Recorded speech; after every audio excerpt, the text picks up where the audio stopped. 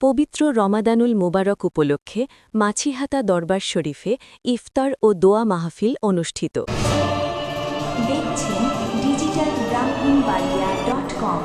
আমরা স্বাধীনতা ও উন্নয়নে বিশ্বাসী। পবিত্র রমাদানুল মুবারক উপলক্ষে সৈয়দ আবু তাহের রহমতুল্লাহ ফাউন্ডেশনের উদ্যোগে রবিবার ঐতিহ্যবাহী মাছিহাতা দরবার শরীফে এক মহতী ইফতার ও দোয়া মাহফিল অনুষ্ঠিত হয়েছে।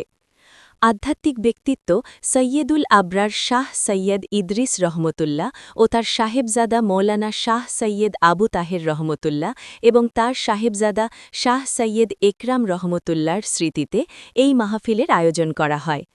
ব্রাহ্মণবাড়িয়া জেলার আধ্যাত্মিক প্রাণকেন্দ্র ঐতিহ্যবাহী মাছিহাতা দরবার শরীফ মাঠ প্রাঙ্গণে আয়োজিত এ ইফতার ও বিশেষ দোয়া মাহফিলে সভাপতিত্ব করেন সৈয়দ আবু তাহের রহমতুল্লাহ ফাউন্ডেশনের প্রতিষ্ঠাতা সভাপতি ও মাছিহাতা দরবার শরীফের সাজদাদানশীন পীর সাহেব কেবলা হজরত মাওলানা শাহ সৈয়দ নাজেম মাদ্দাজিল্লুহুল আলী।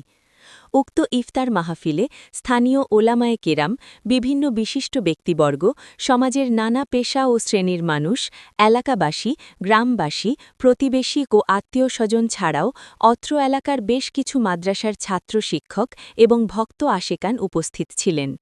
মাহফিলে বক্তারা রমজানুল মুবারকের গুরুত্ব তুলে ধরেন। এরপর আল্লাহ তাআলার দরবারে সকল মুসলিম উম্মার শান্তি, সমৃদ্ধি ও কল্যাণ কামনা করে বিশেষ মোনাজাত করেন শাহ সৈয়দ জাবের আহমেদ পীর সাহেব, মাছিহাতা দরবার শরীফ।